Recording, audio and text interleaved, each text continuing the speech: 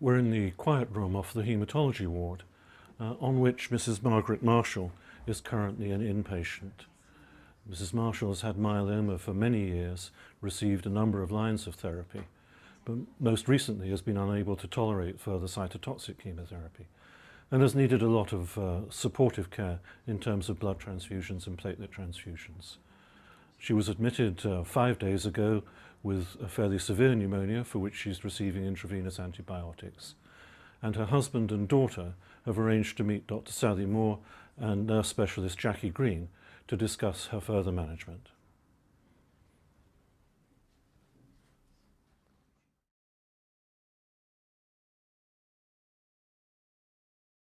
And Derek, lovely to see you again. I'll see you again, Doctor, yes. Hi. And yeah. Hi, is it okay to call you Sonia? Sonia, please Yeah, do. yes. So then, Yeah, I'm fine. I just,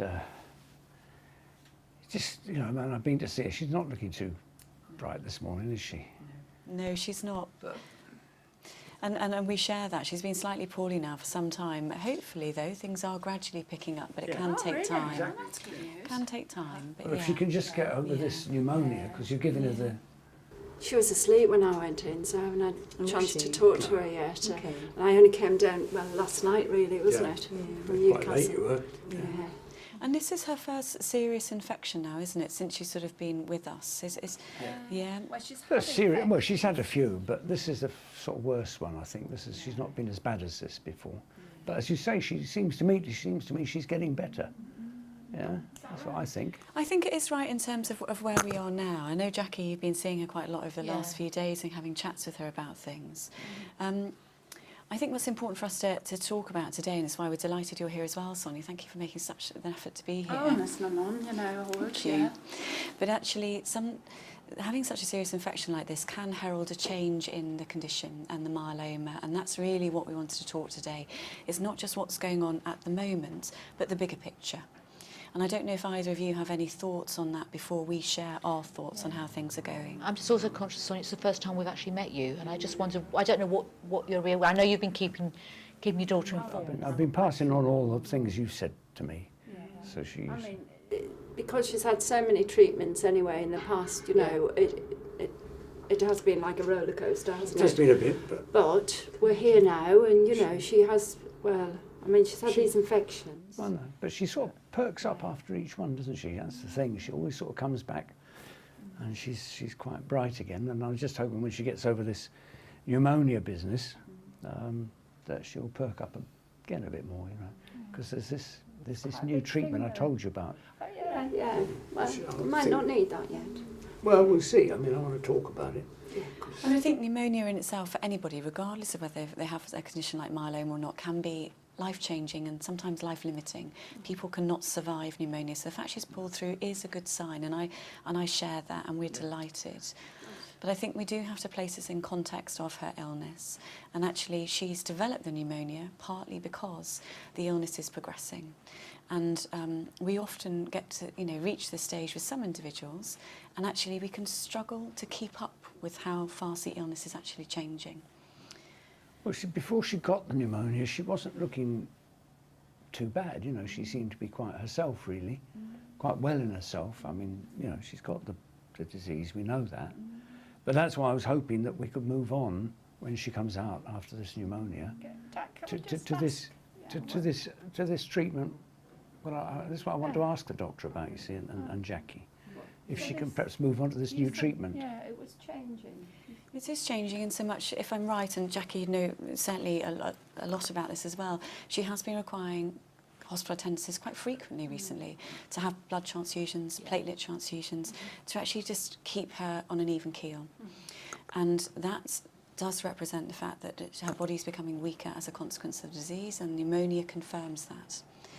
And actually, I think we need to be mindful of the bigger picture in this regard in terms of further treatments, because as you know, treatment comes with side effects, and sometimes treatment can actually make people even weaker. Instead of doing them good, it can do them harm. And I think we're very much on that tightrope at the moment. But this treatment, because I've read a lot about it, this bendamustine. Yes. Yes.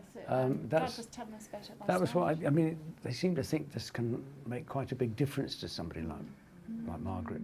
You know? Apparently there's a trial. So, I mean, she is only, 76, so Yeah.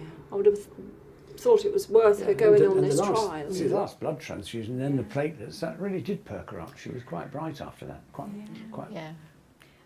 Yeah, she did respond very well to that. But I remember I was saying to you that sometimes it's only quite short-lived, isn't it, in terms of how she's feeling now and where we are now. And I think she's quite poorly at the moment. I know Sally's explained that she's getting better from pneumonia, but actually that hospitalising, and I remember it's the first hospital admission she's actually had, isn't it, from the infection? I know we've had infections before. Yes, but the first time she's actually to come in and stay in.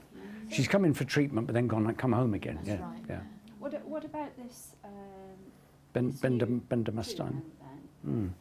Oh, is that a Is possibility? Is 'Cause that possible? I think what we have to consider is, as anybody with myeloma progresses through their treatments, often the disease itself becomes harder to treat. And you combine that with the fact that often side effects become greater. The drugs are less likely to work and they're going to be more problematic, to put it crudely. I don't want to be too negative about this, but particularly bendamustine has particular problems in terms of needing more blood transfusions, needing more platelet transfusions, becoming prone to infections. And I have grave concerns about considering this treatment for her, because my impression is that it'll probably make her worse, not better. Really? And that's sadly the reality. And actually there's no point me trying to hide that from you. And that reflects my clinical experience. And I think we have to be fair and pragmatic about the treatment options that are ahead of us. I don't know, Jackie, if you have any thoughts on that, if that reflects your experience. Absolutely. I think when we've had a conversation, haven't we, about the risks and the benefits of treatment, and obviously what we don't want to be doing, to your mum, to Margaret, is giving her anything that's going to make her worse. And clearly she's not fit enough to have anything at the moment in terms of the pneumonia that she's currently got. Can I just check though? You said you think that might be. Can I just check? Is there a possibility it actually might help? yeah. Well said. There is always that possibility, but I think I know from my clinical experience in your mum's case that it's much more likely it will do her harm than good, and that's a great concern. Well, the thing is, I mean, when she's over this pneumonia, if I can get her home and look after her a bit, if she gets stronger a bit, then maybe she would be fit for it. Yeah, I think that, remember we've talked, and I've talked to Margaret about this as well, is that the treatment that she's currently had, she's struggling, it's affecting her bone marrow, so that's why we're needing to give her blood products. She's getting repeated infections, and that's not only the treatment, but also the myeloma, as Sally has said. And I think that the problem with the bendamustine is it's actually much more toxic than what we're currently giving her at the moment. And I think that's one of the things that we all need to consider. And I include Margaret in that. Yeah, she didn't do that well, did she, on the last? No, on the last chemo, not so well, no. No. So this is like chemotherapy, is it? This bendamustine, you said, didn't you? Yeah. Well, I don't know. I mean, I just read about it and I thought it seemed like a chance that was worth taking. We very much welcome these discussions. It's incredibly important to look at all options ahead of us. But in my experience, in Jackie's experience, I'm sure she'd support me on this. This is something that I don't think will be in your wife's, in your mum's best interest. So what else is there though? It's not that. Where are we going? I think we have to take a step back and perhaps change our focus. This is my opinion, my professional opinion, and I would say now, and actually this admission has proven this, that your wife, your mum, she's now entering a different stage of her life and her treatment. And instead of us trying to control the condition, we're getting to the point where we have to say, actually, we've reached the limits of modern medicine. This is nature taking its course, and we need to focus on what her needs are, in the knowledge that sadly we cannot pursue treatment anymore. And that's reflecting my experience. And finding out what now is the right thing for her, respecting her wishes, trying to do her very best for her at this really important time in her life. And that's if I'm being completely frank with you now, because there's no point hiding from this. This is a reality, and I know it's so hard to hear, but we wouldn't be doing our jobs if we didn't share this with you. And I think, just to echo what Sally's just said, I can see that it's not easy to hear that, and that's news you weren't expecting from us today. It's in your mind, but you don't. No, I didn't. Not expecting it and not wanting it, but So what? I mean, you said she looks as though she's going to get through the pneumonia. I think so, and we're Yeah, she's optimistic. definitely better than she was 24 hours ago. So Yes, well, that's good news. So then I can get her home. Absolutely, and I think we then need to have a discussion prior to her going home about what you would all wish for her, what she would wish for herself primarily. So, for example, we'd be happy to continue with the blood transfusions and the platelet transfusions, but it may be that she becomes poorly again in the future with another nasty infection, which is always a possibility. And would it then be appropriate for her to come into hospital at that time? So she can still have the blood test. The blood transfusions.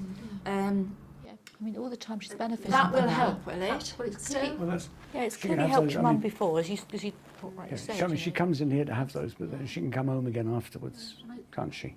I'm sure Sally would agree that all the time that your mum is and Margaret's benefiting from it, there's no reason for us not to give it. But you know, we have to take each day, each episode, and assess every time.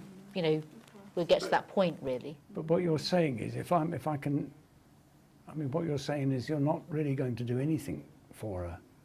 Apart, I mean, you're going to look after her, you're going to give her the blood transfusion, but you're not going to do anything about the disease. Chemotherapy, I think they're saying, nothing like that. And there's nothing else. There's nothing else that's available. Yeah. I mean, what I would say is, it's not about not doing anything for her. No, I didn't mean to. I didn't mean to make that sound cruel. I just meant. No, it didn't sound cruel at all. But I just need to be clear. We're talking about treating the myeloma, and I don't think we're out exhausted the treatment options that were going to benefit her. So I think it's about, as Sally says, rechanging that focus on what is right. You haven't For Margaret. finished changing. You haven't finished the options. No, as I said, I think we have got to Oh, that you point. have? So the focus needs to change on how we support Margaret with the transfusions that we've said, and you know, focus on that quality of life that she has. But what I'm really concerned about is that if she's not having these treatments and Dad's been really good, he's been looking after her and we help as much as we can. Yeah, don't but we? yeah, you've got But your I'm own just life to be. concerned if she is going to go downhill or anything happens, how are you going to cope? Well, I will cope, won't I? That's what I'm. You know. I think, though, I mean, sorry to interrupt you. Yeah, we most definitely, everyone tries their best. But I think these are really important questions for you to raise, actually, Sonia, and thank you for doing so. Yeah. Because not everyone can cope in the way that they would hope to or wish to, and often they need support. She's not going to want to go anywhere else but be at home, though, is she? No. Not really. That's really helpful to know, though, isn't it? Because think- we I mean, know then that ask that her, is but I every. think she'll say that. Sure, and I think that if that's what we need to aim for, that's what we need to focus on, isn't it? It's about being at home. What support? You're quite right. You know, it's like how you're going to manage at home and how can we support that? And that's where when I'm talking about a change of focus, that's where the focus needs to be. We need to try and change how we can support. Well, I can manage fun. I mean, I'm thankfully I'm pretty fit, so you know. May I make a suggestion, though, even though you are pretty fit, and clearly, Margaret, the success of her treatment to date, which actually has been great, it's testament to you and her working together as a team, I would say. Yeah. But I think let's hope for the best, but plan for every alternative. So, for example, if you felt it's appropriate, I'm sure we would happily phone up our local hospice and palliative care team just to reach out to you, just so you know they're there, so that if you run into trouble at home, you have got an alternative instead of her coming in here to see us. Yeah, and to talk through this really important stage in both of your lives, in all of your lives, so that you know what's ahead of you and that we get it right for everybody involved. You're talking like you don't think it's going to be all that long, do you? I suspect not. In all reality, I know this is devastating to hear, but I suspect not. But I could be wrong, and frequently we do get it wrong. But what we often see is when you've had a nasty infection like this, your wife will be weaker as a consequence. We know that the disease is changing, and actually it's not implausible that she may get another infection and she'll be even weaker after that.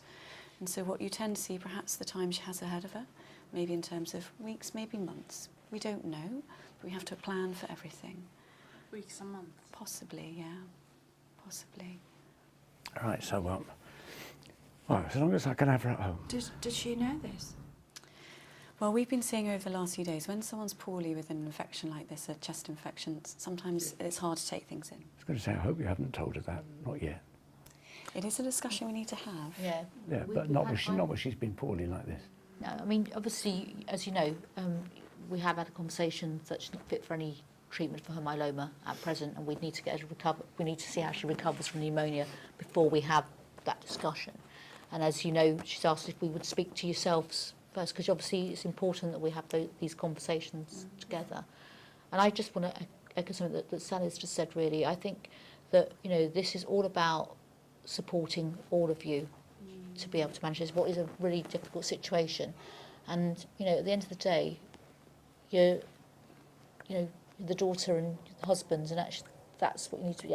And I know you do all the caring as much as you can. I'm just We really can worried. support Can I just that. say, I'm just really worried. If she goes home and you're talking about weeks and months, how are you going to go? Well, I don't know. I'll get some help. I can manage. I've been managing before. I mean, it's I'm- different now, though. Well, It not will, that much different. it will be different. It will be different, perhaps. Yeah, it will be different. It'll change by the day almost, you know? Yeah. So I think but I think that concern is very valid. I really do. And I think that you are coping. And it's about how we can support you to continue to do that. And so that we can call on the resources that we have to help you continue to do that, because it is difficult at the moment. And I can hear and respect the I concerns. don't want a house full of a lot of people. That'll disturb her because, Exactly. you know, And so it's about how we control that. And when I say we, it's about all of us as a team, isn't it, to work together to give you the best support we can. And you have control over that. You have control who can come and who can go. And we can build on that. My experience is that we put as much in as we possibly can to help you, and we can say we don't need that yet, we don't need that yet, rather than trying to say, actually, I do need it, and then lastminute.com, we have to get everybody in, and it doesn't work. Whereas if we can give as much support as we can up front, you can say, actually, I don't need it today, or I don't need it this weekend, or whatever. Because we don't really know at this point. so I should be all right. You're not on your own. No. But if you're not all right, that's okay. Yeah. Yeah, and there is support around to help everybody here.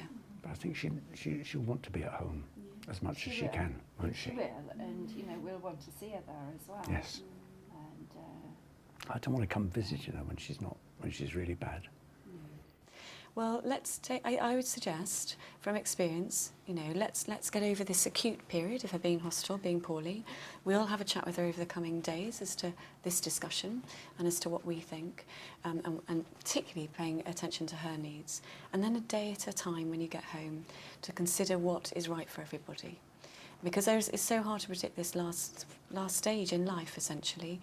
But there's no reason why it should be fraught or full of unnecessary complications, and we'll do our very best to support you in that. That's nice. That's nice. But you won't say anything to her that you're not saying to me, will you?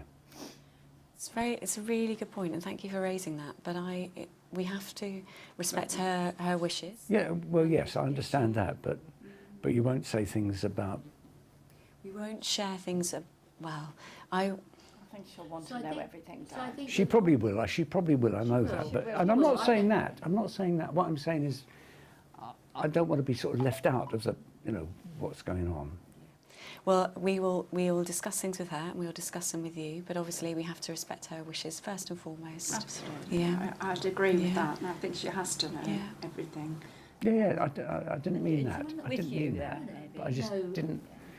And I think that to give you some assurance, really, the conversation we'll be having is a very similar conversation to this about the appropriateness of treating the myeloma, and that we're kind of changing the emphasis slightly, and how we can have that, how we can support Margaret being at home if that's what she wants to do.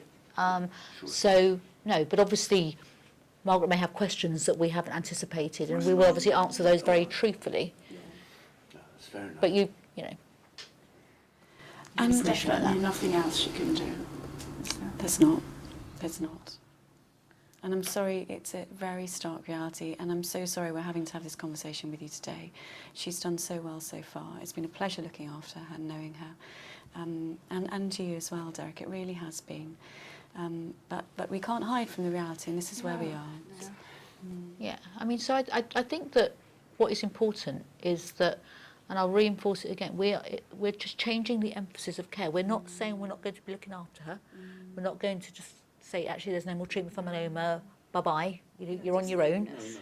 It isn't how it works. It works that we talk about a conversation, as we've just had, that the treatment for myeloma, there isn't really any options. There is no options now for it. What the treatment needs to be is managing Margaret's symptoms, and if Margaret wants to be at home, then that's where Margaret will be. That's the way we need to work. That's what we need to work on.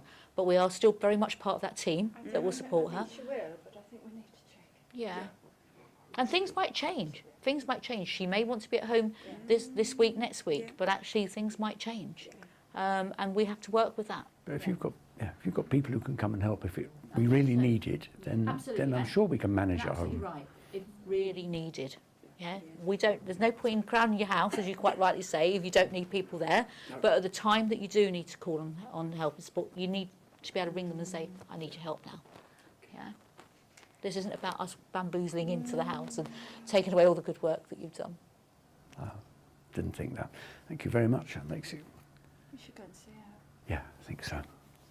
These conversations are really difficult. When questions pop up, as they inevitably will, know that we're here. You can come back to us. You can, okay, yeah, and yeah. Are you going to be? Are you staying up here for a couple of days? Oh, brilliant. Okay, so I'm around. So you're right. Sally's right. You're gonna go think, I wish I'd asked them that, and I wish said that, and I just give me a call and we'll set up where we can come and talk. I mean, I think we're going to be speaking to Margaret about this probably later on today. I think we're going to plan to go, and she's expecting us to come and talk to us. I think we need to be there with her. Yeah. That's absolutely fine. Yeah, no, it's fine. Unless she says no. So you're going to be here. You're going to be here for a few hours now. Oh, You've yes. So we could come along a little bit. Yes. later on. Why don't we give you some time with her? Then we'll pop up later. Yeah. And okay, all right. It's lovely to see you both. Thank you for coming. Nice to meet you. All right. Thank you very much.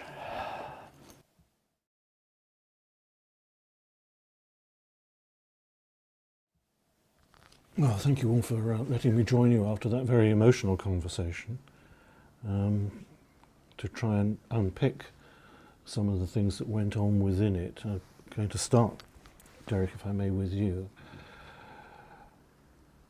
What was going through your mind when Sally and Jackie said, can we meet up in the quiet room of the ward, and will your daughter be available? I think, at the back of my mind, I was a bit worried. But I was hoping they might just be talking about the good things the next bit of treatment. Mm-hmm. But I have to say, when they were asking whether Sonia could be here or not, That rang a few alarm bells. That rang a few alarm bells, yeah. Ring them with you as well. Yes, I was glad. I was really pleased that we were going to talk, because my dad, tells me most of the things that are going on, but I guess there's always things you forget anyway, isn't there? No Well, matter. maybe he puts his special spin on them as well. I think so. I think he protects me. So, how prepared were you for this conversation?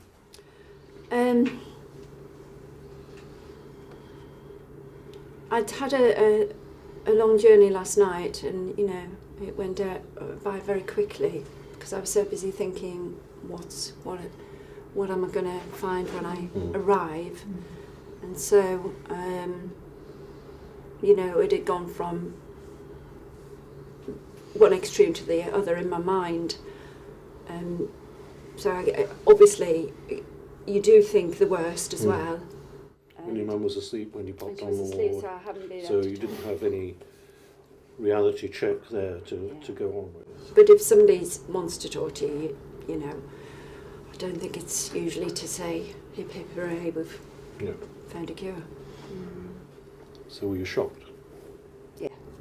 It's, even though you think about it, this could be, as you put it, the last phase. But, yeah, weeks is a And sort I have of... to say, I didn't hear any of that No. afterwards. Yes, there was a point where I think you were speaking about the treatment, what you could and couldn't have, but my mind was just, it was all over the place, really. Derek, the negotiation over the practicalities of where Margaret's going to go after hospital, I know that you were very adamant that home was going to be the right place for her. How do you feel the negotiation went over that? Well, it went.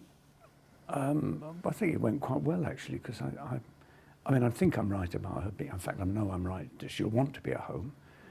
But you were really nice because you said that. I mean, she could come back here if she really needed treatment, but you didn't say she couldn't be at home. And you also said, both of you, that if I couldn't cope, and I like to think I can, but if I couldn't cope, there was help, and you could help. You could arrange for help. Mm.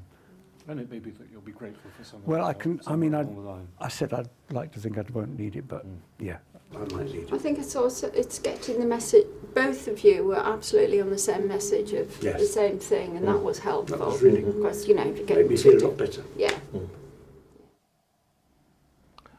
Sally, I had a worry there as we were going along that Derek was going to ask you to collude to withhold some information from Margaret on the ward. And it didn't quite work out like that. How did you stop that happening? It's interesting, isn't it? I think ultimately Derek and Sonia, you know, clearly it's about your wife and your mum, and that's the most important thing.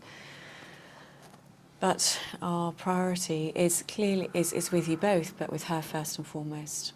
And I think in such an emotional meeting as this inevitably was going to be, discussing the nuances of confidentiality and what one can and can't say, I think is not necessarily always the best thing to do.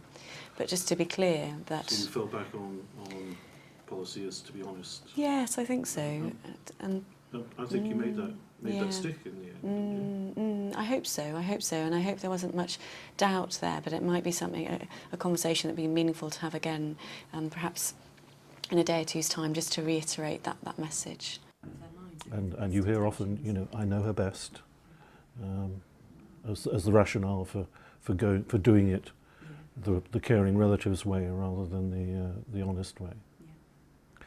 Jackie, a lot of the practicalities of the end of life care fell to you to discuss. You happy with the way that went with Derek? I mean, I think the importance is actually being clear, and I think what I wanted to make Derek and Sonia to understand is they weren't on their own, that we were still going to be part of a team and do what was right for Margaret, and we needed to kind of take that each stage as it came, because we weren't sure what was around the corner. But there was a moment when I thought, oh, did they think I was saying the treatment was an option still? And I think what was really important was to actually make it very clear that it wasn't, and to use the same language that Sally had used as well, so we got that message across, and I think that did come across. I mean, I was impressed with the way that the message about get the support in early and take it away if it's not needed, rather than scramble to put it together when it was needed the day before yesterday. I mean, I think it was really clear that Sonia had a real concern that her dad was going to be left, was going to be left to manage it, and I know that you could be left to manage it almost, but actually there may be occasions where you do need that support, and what I wouldn't want is us going, well, actually we can't put anything in for another 24, 48, maybe 72 hours, whereas if it's there, it's there. I think that's important. And that did feel very supportive, because I think, I mean, I say I can do everything, but I don't know how sick she's going to be. Reality may not be. Exactly. Who knows? Yeah, exactly. I think that was really important to say, you know, you are the daughter, you are the husband, and actually you need to carry on being those people. Though you can do some of the caring, it's actually your prime role is as daughter and husband. Thank you very much, one and all.